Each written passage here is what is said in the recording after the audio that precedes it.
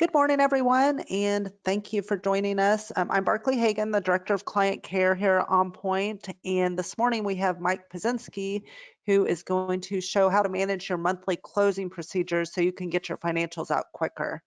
If you have any questions, please enter those into the GoToWebinar control panel, and we'll have some time at the end of the presentation to answer those. And with that, I will send it over to you, Mike. Thanks, Barkley. All right, yeah, thanks for joining, folks. As a perspective here, just so you kind of know where we're coming from and why we did this. When we engage new clients, and whether they're on Sage or whether they're on Spectrum, doesn't matter, but I'm going to say at least 50% or more of new clients that we engage, one of the top impacts they're looking for, positive business impacts, is to get their financials and their job cost reports out faster so they know where they stand. And so that's what this is all about, is how do you achieve that? And so that's the perspective of this. All right, so as we go through this, the things we're going to cover today, a brief note on the importance of closing as quickly as possible. In other words, why are we doing this? And then we'll get into how to manage so that you can improve those closing dates. So why? The reality is that the closer that our information is to the time frame that it happened in, the better we can manage and we can make decisions based on that information. And I read that and I wrote that and I said kind of yada yada yada, but and then I thought, well, think of it this way: if your financials are 6 months old, how valuable are they? Can you really make any decisions on numbers that old? Much less if there's an issue, can you do anything to correct it? Well, probably not, right? It's too old. Compare that to financials that are relatively current. Maybe they're 10 days past the month end. Well, now you've got real-time relevant information, and if something's needing a correction or an action item, chances are you can do it because it's close enough. It's your data pretty much now. And then if you need to manage to something that's happening, well, it's current stuff. So I think that comparison helps lay out the importance. And I read this a couple of years ago around this whole topic, and something I read about it, and I did a lot of research of some of the top consulting firms, and something that stood out to me was the reality of is the sooner your department closes, the more time you're going to have for everything else during the month. And that kind of kicked me in the head. It's like, wow, that's true. So anyway, we'll keep going here. So step one is to make measurable goals. And so what we do at OnPoint, when we do contract controller or accounting services for clients on the monthly closings, we get a calendar out for the year. And we go through and we look at when the weekends fall, and we mark on the calendar when the financials will be out for every month. All right, now we've got a goal to measure against. Not just our month-end closing, but we have a goal we can track against. And then step two is make a project plan. Many of our clients have a month-end checklist, right? And that keeps the team on track with what you've got to do, right? It's a listing of all of the tasks to do at month end. However, there are inherent risks with that. The biggest is it doesn't give you a way to measure your ability to meet dates, or more importantly, measure progress along that timeline. Measuring progress is like looking at a scoreboard of a baseball game in the 6th inning. This is what's happening. What are we going to do to have the outcome we'd like to have? Meeting dates is like looking at the score after the game's ending. So we have to be able to measure that progress as we're moving along. And then to improve on how quickly financials are produced, we need a critical path, and we're going to look at that in a moment. Well, speaking of the critical path, I think of the critical path for closing as our checklist on steroids, and again, we'll deep dive that. When you list out the details, and this is with anything, whether it's something at home or something at work, the reality is when you put pen on paper and you start listing out details, you're going to catch things that need to be managed. You're going to catch the little things that you wouldn't otherwise think of if you didn't write out a plan. And so this helps us capture risk. We need a way to become aware of and capture risk so that we can act on it while it's happening. The critical path has to have that ability, a way to do that. It also has to have a way to show our projected closing dates and processes, the actual dates that these processes happened in month-end closing, and then the variance, and we'll look at that. And we also have to have a lot of notes around why things didn't happen like we thought they would. That's the only way we can go back post-mortem, so to speak, and say, what happened? Let's make sure that doesn't happen next time, or how can we improve on that with our closing time frame? It actually gets kind of fun there. We start working as a team. And that brings me to the next point. The reality is the accounting department, a lot of accounting departments, they kind of live on an island, right? And nobody really knows names or knows who folks are unless there's a problem or somebody wants something specific. And that's just kind of the nature of the accounting department. Um, well, this environment we're going to see, it'll bring people together, and people in the accounting department become aware of the importance of what they do. And that's important for all of us. It's simply going to bring the team together. Um, all right, we'll pop into an example. I wanted to mention here, use what works for you. I'm going to show you what we use. We use Microsoft Teams for collaboration and for sharing files, all right, and storing files. And we also use a project management program called Smartsheet, and that's where we do our project plan. You don't have to use these. Use what's important to you all. Oh yeah, let's get into the recap, right? No, we're going to look at some things first. All right. Right. So now I'm showing Microsoft Teams here. All right, and Teams is made up of of channels. In this case, there's a channel under a team for closing. So your channel might be August 2021 in this case. Well, I've made one for this presentation, but I've organized it like it's August, okay? Or in this case, it's April. So one thing that the team needs, that everybody needs, is a quick dashboard to say, where are we? Just at a glance, where are we? And this simple dashboard does that. Our closing date is May. Our goal to get financial statements out or close is the 10th. All right, good to know. And then where are we on tasks? Well, we want to see the green go up. Those are completed. And if I hover over, all right, I've completed 55 tasks. Get a good feel. I've got 15 that are overdue, and then I've got 11 that are scheduled for the future. So you look at this, and obviously if we're nearing the end or in the middle or near the end of our closing, we know we have got to hammer on these past due to get caught up. And you need an easy way to know what they are. So the importance of this at a glance. And also something that we like to do is make resources very readily available for everyone. So we can I put things under helpful links, like the vacation schedule. Every controller, we need to know what that vacation schedule is, because that will impact our ability to get these financials out, the closing process done.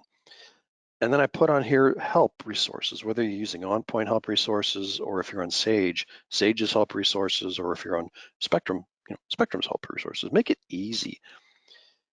And then this last one is really a key success item, and that is a way to easily log unscheduled distractions.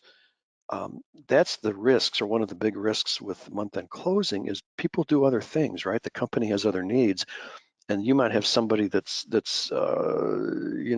they're positioned to close AP and get that balanced out. Well, maybe somebody had an emergency and they were pulled off of that. You need to know about that, number one, so you can mitigate that. Go have an argument and get him or her back on that, or get another resource. And then number two, over time, you'll see trending and you'll say, maybe this isn't working well. We need to rethink who's doing that or what's distracting them, so we can alleviate that. The value of this, I just can't speak enough to, how that helps us to really improve on closing dates and also relieve stress. So that's the dashboard. And then the schedule is the meat of the matter. And again, we did this in Smartsheet. Use what you're comfortable with, but we've been, gosh, through 3, 4, 5 of these types of programs over the years, and we left Smartsheet and actually came back to it a few years ago. But on our on our critical path here, we break out our work. We have a work breakdown structure, just like construction companies do with their jobs. And so for the closing, our work breakdown structure is by module. We close the module, and within each module, there are a series of steps to do for that time frame. All right. And then this will lead up to the targeted financial statement date. Remember that calendar that we had with that star on it? This helps us measure progress to make sure we're going to meet that date.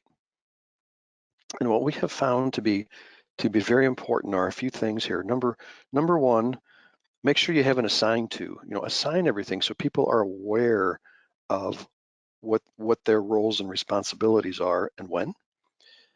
And then also put projected dates that you think the work will be done, and then record the actual date that it's finished so you can get the variance on projected versus actual dates completed. That's going to be where you come in to manage and help to mitigate any negative things next time around. So this also helps you in taking this approach. It helps you to go through the details, right? Devil's in the details. It helps you to go through those to go, can we meet, or how will we meet the financial statement date that we committed to? A GL's done last. That's why I keep going down here. So, and you also need a quick view on, just like that dashboard showed us. I need to see all my tasks, what's finished, what's past due. You just need that quick summary readily available. So in this example, we can see each module, and you see like payroll, he was projected to be done on May 29th, and he was finished on May 29th. Well, payroll is kind of payroll, so it's generally not an issue. Cash management was done on time. Look at AP. He was actually finished a day early. And that brings me to a way to, again, improve on things. What better way to get people to do what you want them to than to incentivize them? So maybe you've got a plan where if you're meeting or exceeding your projected closing dates, you're incentivizing with something. What a better way, again, to get people to really roll up the sleeves and try to get this done. Inventory was done on time, equipment was done on time. But look at that, AR was done a day early too. And then we get to job cost, and okay, good to know. It was late 3 days, okay? And then a GL, of course, was 3 days after the projected date as well, because now it's a trickle down. But these things are going to happen. We expect there to be variances and to be negative variances. That's why we're doing this. If I expand on job cost, now here were the things that were done to meet that 10th day, that's June 10 target. And we can see that, all right, we had to put in some job cost transactions. That was done on time. Actually, I can go down here to the variance. We were on time until we got to projections of estimated cost of completion, and that got delayed 2 days. And then the rest of the things, it was kind of a trickle down, but here's where it fell down. All right, good to know. All right. What my expectations are then, if there are variances, I want to see notes. I want people to, everybody's in this. This is a working area. I want somebody to make a note as to why that happened. And so when I click on these comments, it opens up and I see that, all right, there was a note. John, who's a project manager, he was on a job site. All right, so what that tells me is one of the folks who provide information for this was not available, and that's why it was late. Okay, good to know. That's going to happen all the time, right? So what we're looking for, well, number one, we have an understanding, right, of what happened and why we were late. But then number two, we can watch trending, and if we see that happening, we start thinking, all right, this isn't working. We've got to think of another way to get this done. There's the value right there. Okay, so as I go through this, then we got general ledger. Then it was due to be out the 11th, and it was finished the 14th. If we go back and if we look at that calendar we had been viewing before, we wanted to close here and get financials out here. All right. What happened is it wasn't ready till here, and it was finished on the 14th. Well, what that meant is whoever issued financial statements had to come in on a Saturday and get that done. And who wants to do that, right? So even more incentive to really break this down and understand why things are happening so you don't have to keep coming in on Saturdays. And by the way, I didn't plan that. That was just by accident.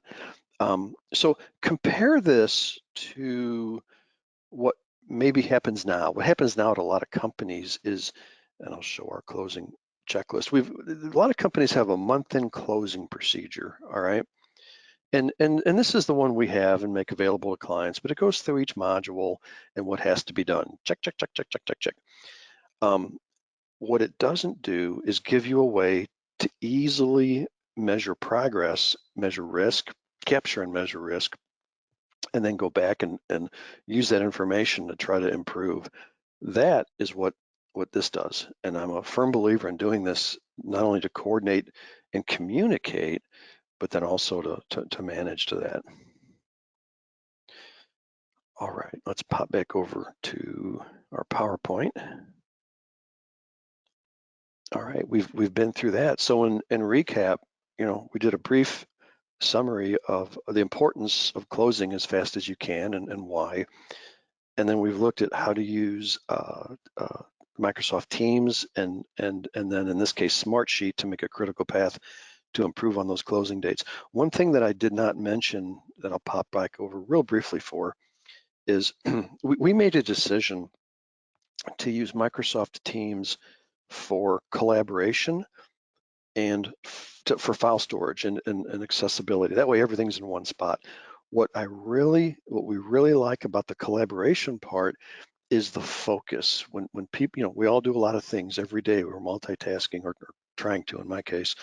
When you want to get in and focus back on closing, all of your communication can be in one spot. You don't have to go searching around emails, searching around other notes.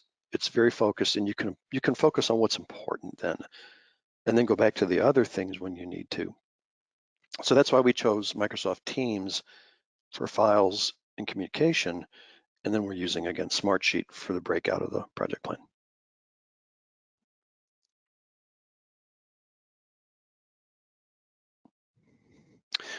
All right, with that, I'll hand off back to Barclay, and thanks for being here. Thanks, Mike. We did have just one question. Can you expand just a little bit on Smartsheet and what exactly that is? Sure, be happy to. Um, Smartsheet is it's an online project management tool that allows you, at the core use, it's like a spreadsheet on steroids where you can make a list of tasks that we see here. And then around those tasks, you can track progress, track communication, track files. Let me think about this. And then you can also, what I really like is within this, if I right click, I can not only make my comments, I can attach files specific to that row, but you can also, where are you? We can also request progress. I guess I can't see that in the view here within Teams, but you can request information about that specific row. Hey, John, or hey, Steve, what's the status of printing the job cost type summary report and balancing to it? You can right click and send an email right from this row. It's very, very handy. I really like it for that purpose. So that's the core use of it is tracking and things on a super duper spreadsheet. Where it really comes in, or where we have found at least, it really comes into tremendous value is the ability to make those dashboards. These sheets can roll up. These dashboards are pulling off of information in those detail sheets. Nobody's re-entering anything. And so you've got executive views, and then you've got the detail get it done view behind the scenes in the sheet. So for those reasons, it works really, really well for us. Thanks for asking. Barclay, are Okay. there other questions? Um, that was the only question at this point. So, Okay. um, with that, just thank you everyone for being here. And if you'd like additional information or if you have ideas on other topics you'd like to see us cover, please let us know. We're here to help.